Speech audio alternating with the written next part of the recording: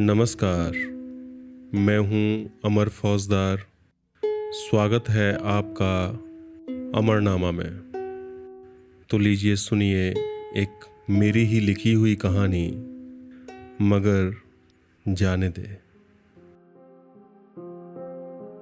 आज पूरे 10 साल हो गए हैं। 15 अगस्त को हमारा तलाक हुआ था। आज भी सब पूछते हैं, वैसे हुआ क्या था? मैं कहता हूँ पता नहीं। लोगों को भरोसा नहीं होता। उनको लगता है या तो मैं बताना नहीं चाहता या फिर झूठ बोल रहा हूँ। सच तो ये है कि मुझे नहीं मालूम। एक दिन उसने कहा कि अब हमें साथ नहीं रहना चाहिए। मैंने बस उसकी बात रख ली। उसके मन में क्या था मुझे नहीं पता। वैसे जब हम साथ आए थे, क्यों आए थे, इसके बारे में भी मुझे नहीं मालूम। लेकिन साथ आने के बारे में लोग कम पूछते हैं, इसलिए हम दोनों से भी ज़्यादा नहीं पूछा। पूछते तो ये थे कि तुम लोग कैसे मिले। मैं कहता हूँ हम भी वैसे ही मिले जैसे शाख से टूटा हुआ पत्ता ज़मीन से जा मिलता है। हम भी वैसे ही मिले जैसे राह चलते 20 रुपए का नोट मिल जाता है। हम भी वैसे ही मिले जैसे एक टूटी फूटी बिखरी नदी समंदर से जा मिलती है। ये सब कहता हूँ तो लोग कहते हैं यार सही सही बताओ। मैं और सही बताने की कोशिश करता हूँ। कहता हूँ हम भी वैसे ही मिले जैसे बहती हवा दरख्तों से जा मिलती है। हम भी वैसे ही मिले जैसे अलमारी में दबी पड़ी पुरानी शर्ट एक दिन अचानक से मिल जाती है। हम भी वैसे ही मिले जैसे कोई यूं ही किसी किताब को पढ़ने लगता है और एक सूखा गुलाब का फूल 2 पन्नों के बीच मिल जाता है। इतना सुनकर फिर कोई नहीं पूछता। उनको लगता है कि मैं इन शब्दों की आड़ में उनका सवाल टाल रहा हूँ। 10 साल से लगातार पूछ रहे हैं हम अलग कैसे हुए, और कैसे बताऊं मुझे नहीं मालूम। उसने एक दिन तय किया और बस हम अलग हो गए। कुछ तो बात हुई होगी, ऐसे कैसे हो सकता है? मेरे ख्याल में तो लोग मृत्यु को भी शक की नज़र से देखते हैं। अगर उनको वजह ना मिले तो कुछ तो वजह होगी। कोई बीमारी होगी। अगर बीमारी नहीं तो आत्महत्या। अगर आत्महत्या नहीं तो कोई दूसरा चक्कर। ये दूसरा इतना बड़ा चक्कर है कि पता लगाना मुश्किल है कि अपने आप में ये क्या क्या समेटे हुए है। महज 35 साल की उम्र थी उसकी, एकदम हेल्दी वेल्दी। हर रोज की तरह रात को 1 बजे सोने गया था, लेकिन अगली सुबह का सूरज न देख सका। कुछ ही दिन पहले उसने अपना हेल्थ चेकअप करवाया था, जो कि उसके मेडिकल इंश्योरेंस के साथ फ्री था। रिपोर्ट में सब कुछ सही था सिवाय विटामिन डी के। अगले दिन जब पुलिस ने छानबीन की तो पता चला सोने से पहले 1 घंटा उसने इंस्टाग्राम चलाया था। कुछ फनी रील्स उसने अपने दोस्तों के साथ शेयर की थी। एक मुझे भी भेजी थी जो मैंने खोलकर नहीं देखी।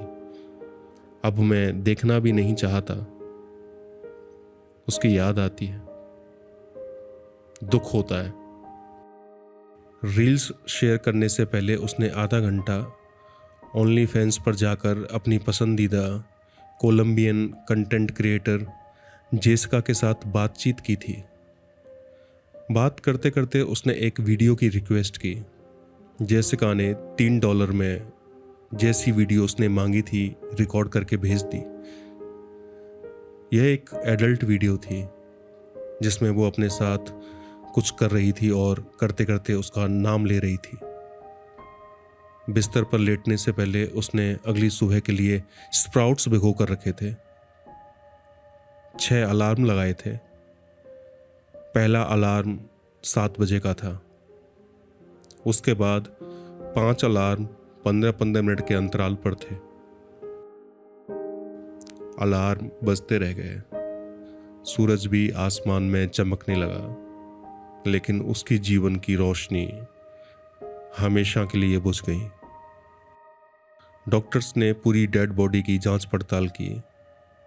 किसी भी तरह की बीमारी या माइनर हार्ट अटैक जैसा भी कुछ भी नजर नहीं आया।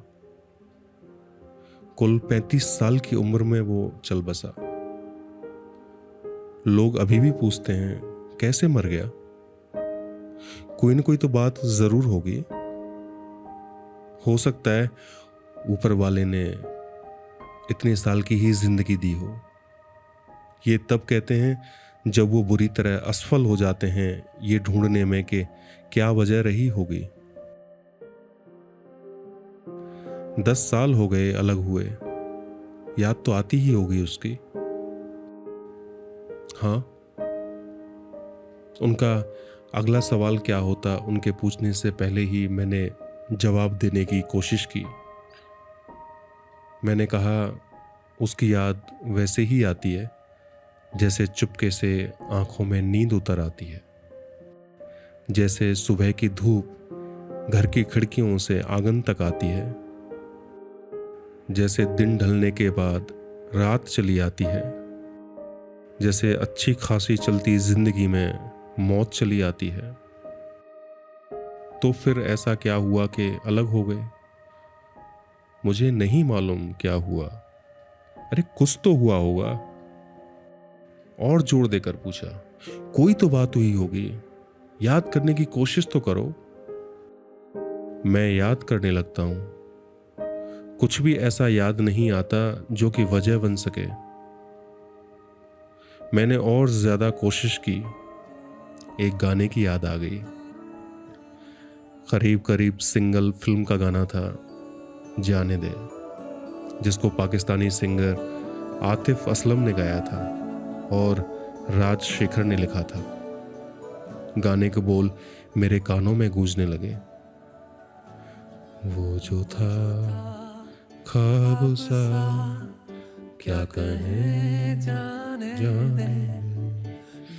ये जो है कम से कम ये रहे कि जाने।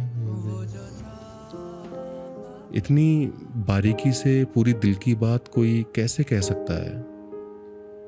कैसे सोचा होगा राजशेखर ने? अपने भोगे हुए सच को शब्दों में, चित्रों में पिरो देना ही तो कला है। मैं संगीत के बारे में सोचने लगा। सोचते सोचते इस निष्कर्ष पर पहुंचा कि संगीत एक ऐसी कला है जो हर दूसरी कला को सरपास कर जाती है। मुझे पता ही नहीं चला कब मेरी आंख लग गई। मैं लकी था कि अगले दिन का सूरज मैं देख सका। जैसे ही आंखें खुली, एक सपना याद आ गया।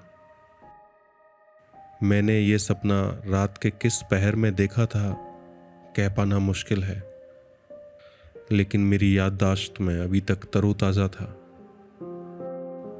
मैं सपने में देखता हूँ हम अपने घर में बैठकर खाना खा रहे हैं। घर क्या है, एक छोटा सा 1 RK है, तीसरी मंजिल पर। इसके एक तरफ हाईवे है और दूसरी तरफ रेलवे स्टेशन। हर समय गाड़ी, बाइक, ट्रेन की आवाज़ें इस घर में गूंजती रहती हैं।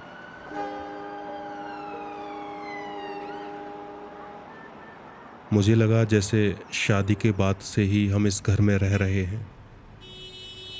शोरगुल ही इतना रहता है कि हम एक दूसरे से बातचीत नहीं करते।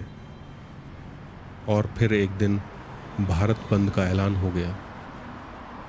मसला कुछ ऐसा था कि एक कॉमेडियन को 3, 15, 16 साल के लड़कों ने उसके घर के बाहर गोली मारकर उसकी हत्या कर दी। लेकिन ये क्या, इतना सब कुछ हो जाने के बाद भी कॉमेडियन जिंदा था। जिस वक्त उसको गोली मारी गई थी वो मॉर्निंग वॉक पर निकला था। गोली लगने के बाद ही उसने खुद ही ऐलान किया कि एक दिन के लिए भारत बंद हो। जिससे वो सड़कों पर घूम घूम कर अपने शो कर सके। और एक दिन के लिए भारत बंद हो गया। उस दिन कोई ट्रेन, बस, गाड़ी उस हाईवे और स्टेशन से नहीं गुजरी। एकदम सन्नाटा था। इसी सन्नाटे में बैठकर हम खाना खा रहे थे। उसने अचानक से मुझसे पूछा, तुम मुझसे प्यार क्यों करते हो? मुझे पता ही नहीं चला कि ये सवाल उसने मुझसे किया था या फिर उसने खुद अपने आप से। मैंने हिम्मत करके उससे दोबारा पूछा, क्या पूछ रही हो? तो बोली, मैं पूछ रही हूँ, ऐसा मुझ में क्या है जिसकी वजह से तुम मुझे प्यार करते हो? मैं सोच में पड़ गया, क्या जवाब दूं? इससे पहले मैंने ऐसा कोई सवाल नहीं सुना था। फिर भी मैंने बहुत कोशिश की, शायद कोई तो वजह नजर आ जाए। लेकिन मेरा दिल कह रहा था, प्यार के लिए कोई वजह नहीं होती। प्यार तो बिल्कुल वैसे होता है जैसे फूल अपने आप खिल जाते हैं, जैसे हर रोज सूरज निकल आता है, जैसे पेड़ों पर अपने आप फल आ जाते हैं, जैसे सुबह होते ही चिड़ियां गाने लगती हैं, जैसे हमें अपने आप भूख लग जाती है, जैसे हम बच्चे से बड़े हो जाते हैं और फिर एक दिन बूढ़े, जैसे रात होते ही झिंगुर कोई गीत गाने लगते हैं, जैसे इंसान को एक दूसरे से चुप चुप। मैंने अपने दिल को चुप कराया और सोचने लगा, प्यार करने के लिए कोई वजह क्या हो सकती है? कुछ तो वजह होगी। मैंने अपने दिल और दिमाग पर खूब जोर डाला, लेकिन मैं कोई वजह नहीं ढूंढ पाया। मैं निराश हो गया। तभी देखा वो कॉमेडियन जिसकी 3 लड़कों ने गोली मारकर हत्या कर दी थी, वो मेरी खिड़की पर खड़ा है और मेरे ऊपर जोर जोर से हंस रहा है। उसकी हंसी देखकर मेरी आंखों में आंसू आ गए। मैं रोने लगा।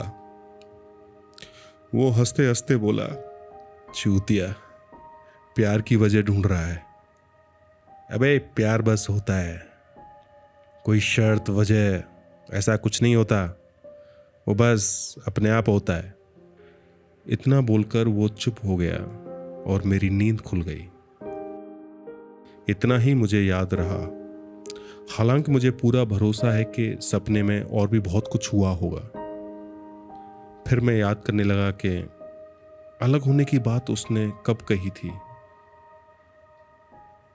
उसी रात या अगली सुबह। तभी मेरा फोन बजा। अलार्म था। उसकी याद आ गई। सुबह सुबह उसकी याद सबसे ज्यादा आती है, और उसकी याद के साथ साथ ये गाना, जाने दे। मैंने गाना चला दिया। दिल फिर से कुछ कहने की कोशिश में ही था कि इससे पहले मैंने खुद ही अपने आप से कह दिया, मगर जाने दे। इतना कहकर फिर से सो गया।